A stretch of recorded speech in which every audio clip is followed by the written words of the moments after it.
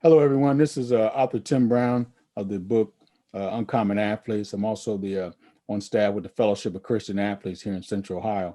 And I'm blessed today to have with me Zach Filler from 270 Hoops. We can see the big sign back there. And I was teasing him about that other jersey behind him. That looks like a guy I know, Seth Towns. And we were just talking about how this all began for you. Zach, you want to introduce yourself and just give me a backdrop on your experience in sports and how all this 270 Hoops came about. Yeah, so my name is Zach Fleer. I'm the co-founder of 270 Hoops. We cover high school basketball, boys and girls in Central Ohio. We will be turning 5 years old in, I think, 5 days. So still relatively new, 270 Hoops is, but I've been covering high school basketball in Columbus since 2012.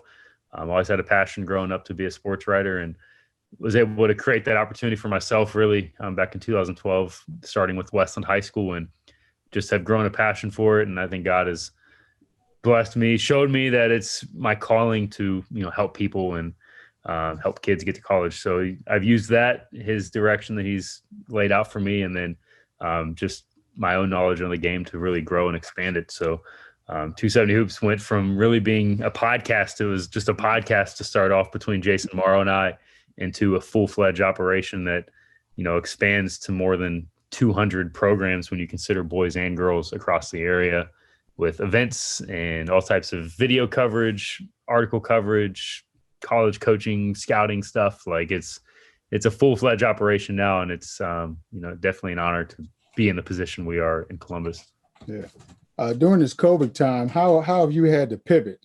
I know there were some things that you didn't get to do in the spring for sure. And then what are some things that you were able to do in the fall? Yeah, so when COVID hit, stopped the high school season, as we know, right before the state tournament was supposed to start. We had an all-star event called Battle for the City that we run at the end of every March. Had to cancel that, obviously, with everything being shut down. But it started back in June. It had been a few months since I'd covered any sports. I felt deprived, honestly. I hadn't seen any live sports in months. And I was praying one night, and I mostly pray in the morning. Like, it's kind of my spiritual disciplines in the morning. But this particular night, like, I just felt called, like I needed to talk to God. And I prayed at that night, like, I feel like I'm missing something. Like there's a void here that on the sports side that I needed filled, and came out of that prayer with an idea of revelation. That's usually, how God works, it. But Right. In a span of an hour, I got this idea to do a live stream event with 20 players in that 2021 class. And in a span of 24 hours, it went from being a prayer to an idea to a full-fledged event that ended up, I was able to get everything in order, get all 20 players confirmed, get the gym, get the location time. And that was a Wednesday night. By the time Sunday, the event tipped off, 4 days later, we had 115, I think, college programs watching on YouTube, and it was a live streamed event. And that just started the kind of pivot for us with COVID. We went from being a group that we ran a lot of bigger events, 100, 200 kids, to being small scaled live streamed for the first time.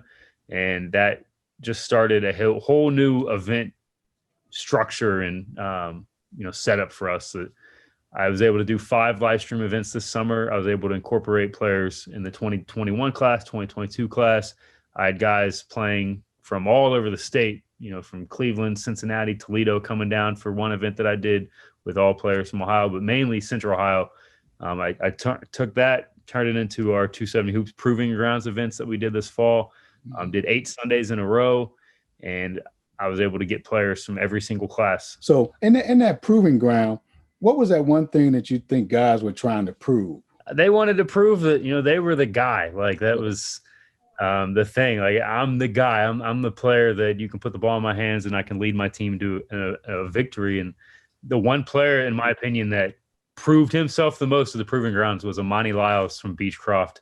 6'8", big man that, if you saw this kid in March and you saw him again in September, like, he doesn't look like the same player. He spent that whole time, guys were locked down, maybe eating potato chips and playing video games. Amani was in the weight room getting stronger, and he came to the proving grounds and proved himself. He played in 3 of those events, and he won a championship in every single event. I just try to create environments that, preached teamwork and preach togetherness, and the guys that are truly wired that way and truly care about winning, they were able to really stand out and show other parts of their game that they may not have been able to show otherwise. Yeah, that's good. One of the things we talk about in the book, Uncommon Athletes, and that acronym PASSION, we talk about unselfishness, being selfless, not selfish. And it sounds like by you doing that, guys have to realize, hey, if we all play unselfish, we're all going to win. You know, everybody wins. Everybody benefits from us. But if we're selfish, only one guy is going to win. And well, really, we're not going to win. You know, it's not going to happen. But if we're selfless, selfless, you know, we got a shot. You know, and that's kind of one. That's the thing for me. I said that to all the kids. I said, look, man, there's college coaches watching this. They want to see you do more than just score. They want to see, you know, if you're a small guard, for example, you're under 6'2", you know, pick up your guy full court, show that you can defend the length of the floor, talk on defense, talk on offense, because on the live stream, like, coaches are picking that up. They're watching body language. They're watching communication levels. So the players that were truly selfless, like you said, like, they really benefited from this event. You know, we had, from all the events we ran, I think we had more than 30 players that ended up getting some type of scholarship at either the D1, D2, D3, or NAI level. So that was the goal for me. You know, it was a free event. I didn't charge anybody. I didn't charge the players to play in it. I didn't charge the college coaches. It was kind of my, you know, COVID special. For a lot of families were struggling. Kids were not able to play. It was my way of saying, hey, you know, God gave me this idea. I want to provide this platform. And it was just a blessing to see it all unfold the way it did. From your experience, what would you say that helps a guy stand out? You know, what makes a guy different? What makes a player uncommon? What are those qualities that you see in an uncommon athlete, an uncommon player? I think communication is something that is really undervalued for a lot of kids, at least. Like, they don't understand the importance of it. A player that stands out in my mind, and she played in the girls' event, was Emma Shumate from Newark High School. The best communicator that we had at any of the events all year. She, even when she wasn't in the game, when she was on the bench, she was still communicating on every single possession, yelling out screens, going over game situation. You know, her team, they're playing a team, and our games there was no clock. It was played straight to 13 by 2s and 3s. Her team was up 12-10. She's on the bench because she was subbed out, and she's like, look, guys, no threes. If they hit a 3, we lose, blah, blah, blah. And she was the only player that I've had all year that was as engaged on the bench as she was on the floor. And I think that just speaks her level of just unselfishness and desire to win, because she was more excited when her teammates did something good than when she did something good. And she's a top 50 prospect in the nation, so she scored a lot of buckets, right. But she was more excited when her teammates were doing it. So that is what's uncommon to me, because you don't see that a lot. We're in a look at me, social media kind of selfish era a little bit. And, you know, she was a player that she didn't care what she did. She wanted to see her teammates win and see her teammates succeed. So Emma Shumate, that's the number one player for me that stood out as far as being uncommon and just being different and wired to win. That's key, being different and wired to win, you know, and playing with that uncommon nerve that we're going to win this thing, you know, and that's what that's all about. Yes. That's what life's all about, being resilient, not giving up, and not just in the game of basketball, but in the game of life, and then having that kind of nerve. That jersey behind you, man, that means that means a lot there. Oh, Seth, you had the opportunity to watch him play. I believe you saw his first game as a freshman, you know, at the Clark Kellogg Classic or whatnot. And as you watched him through the years, what was different about him that stood out? Obviously, he's a great student, you know, to have that opportunity to go to Harvard. But what are some of those other qualities that he has that makes him an uncommon athlete? Seth is as uncommon as it gets. I remember when he was 17, playing AAU, he was playing in the EYBL, and I had traveled with the program that he was playing with. And between games, while other kids were on their phones, Snapchatting, you know, getting into trouble, whatever, Seth was reading books like the whole weekend. I mean, he was reading poetry. He was reading all types of just different stuff. And, you know, the players on the team would crack jokes at him and like, oh, you're such a nerd. What are you doing? But he got the last laugh. I mean, he got a degree from Harvard, and now he's going to be able to get, his graduate program paid for at Ohio State. So that one thing, just always seeking knowledge. And my good friend Andreas James said, leaders are learners, and Seth is a prime example of that. That's a young man that just craves knowledge. He craves wisdom, and he's just grown in ways, obviously his game on the court is extremely impressive, but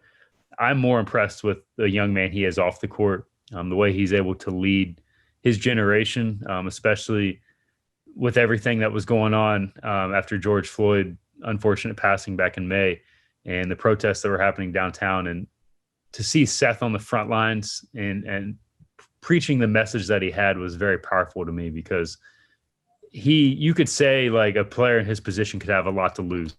For example, he could lose the support of maybe some OSU fans that didn't want to see that. He's the new transfer. He hasn't played a game yet for Ohio State, but for him to kind of say, this is bigger than basketball. This is bigger than me.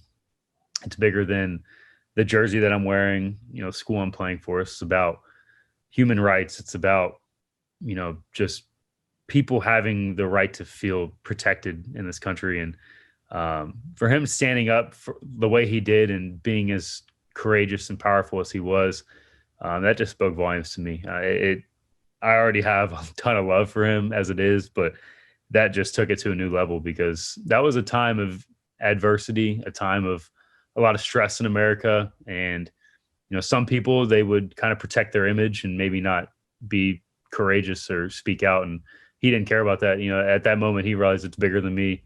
It's bigger than my platform. It's bigger than my brand. And the bravery he showed there, that just speaks to just the type of person he is. He's truly unselfish. He truly cares for the common man. And I was just extremely proud to see him do that. And that's my favorite memory of him. And Yeah. I've covered some big time games that he's played in, game winners that he's hit, records that he's broken. But he's more than just a basketball player, clearly. And, he's continued to prove that over the years. Wow, that's good. That's a great endorsement for an outstanding young man, not just a basketball player, but as a person, and we always talk about using basketball, the platforms you've been given for the greater good, to help somebody else. And that's what an uncommon athlete does. He recognizes it's a gift that you've been given by God, but it's a gift to be used to bless somebody else, the platform that you're on, and using that. You're only on that platform for a certain period of time, because we know players come, other players come in, but while you have that platform, you want to use it to God's glory. Well, I want to applaud you for your great work and the things that you've done in the community and for the community. I can easily say thousands and thousands of young men and women have been blessed, by the platform that you created. But I also want to commend you for answering the call, because a lot of guys don't answer the call. God speaks to them, and they're hard-headed. They don't want to answer that call. But I want to applaud you for answering the call. And the call is this: I think that to allow people to experience God through your work, through what you're doing. And I know every event that players walk into, the Holy Spirit is already there, already meeting them there. And they can feel there's something different about it when they walk in that gym. No matter what the gym is, if you're there putting an event on, that gym has been transformed into a sanctuary. And where young people can just play.